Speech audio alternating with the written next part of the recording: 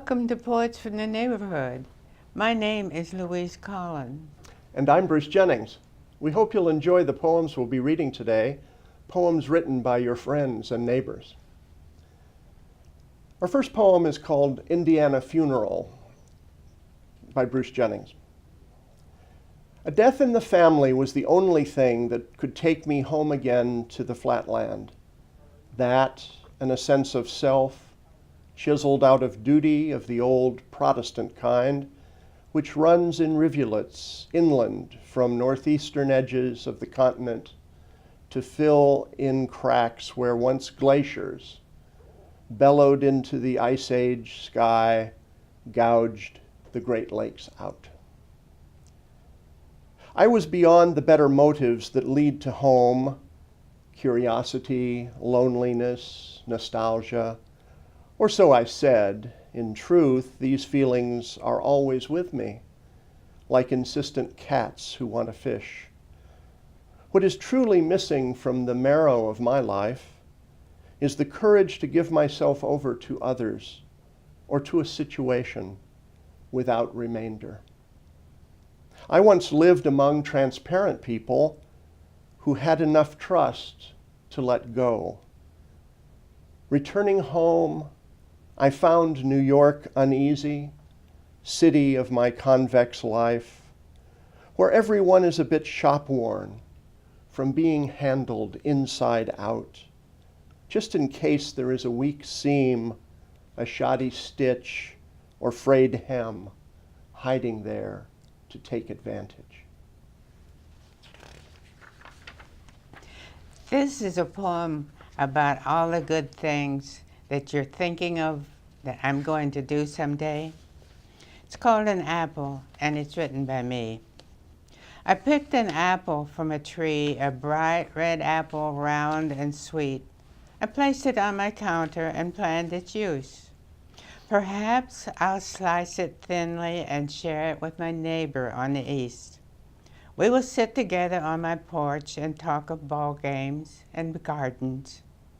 Perhaps I will cut it into chunks and wrap it in pastry from the store, and make 2 tiny apple pies with cinnamon and brown sugar and share them with my neighbor on the west. We will sit at the round table in the corner of my kitchen and eat and drink 2 cups of Earl Grey tea and talk of gentle gossip, love and babies and flowers. Perhaps I'll core and peel it and bake it with brown sugar and take it to my neighbor who is wheelchair bound. I'll sit with her and watch her eat and listen to her memories of sorrow and a long ago love.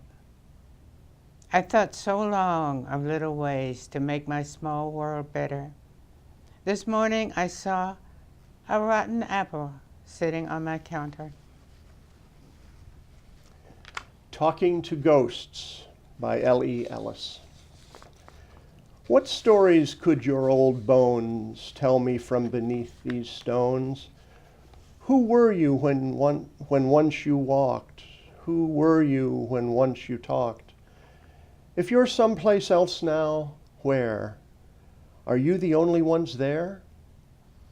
Years of rain erased your names, and so your stones too will fade, unless you've all something to say, if one can speak beyond the grave. Tell me of your dreams, your fears, regrets, or else the world will soon forget.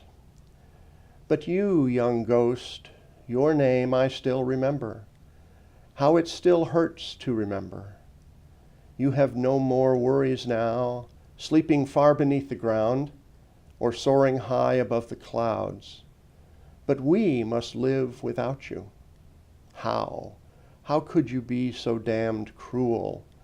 Forgive me, but you were a fool to think that no one could love you, should love you, would love you.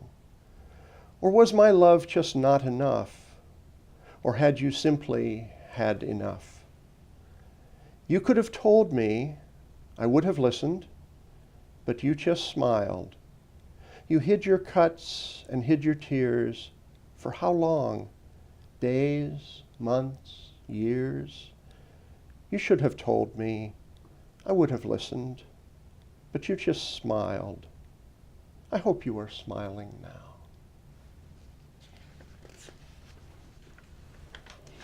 In the Meadow by George Spain.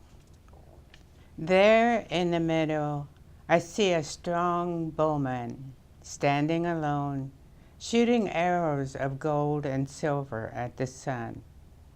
His arrows miss and fall back to earth, and all are lost. Time passes in the meadow as he searches for his arrows year after year.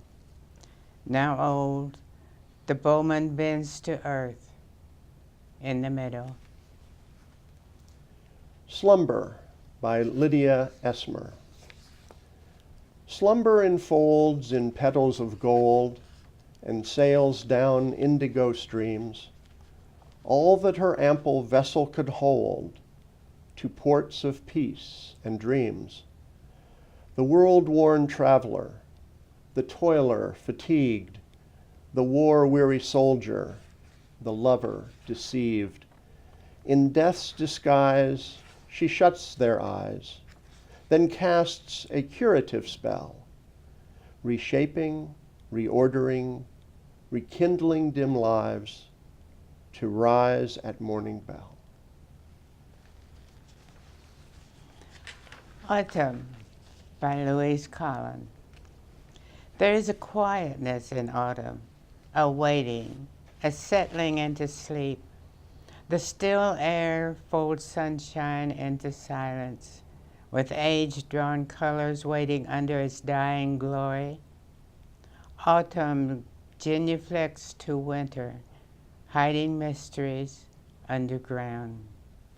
Thank you for watching Poets from the Neighborhood. We hope you'll join us again soon.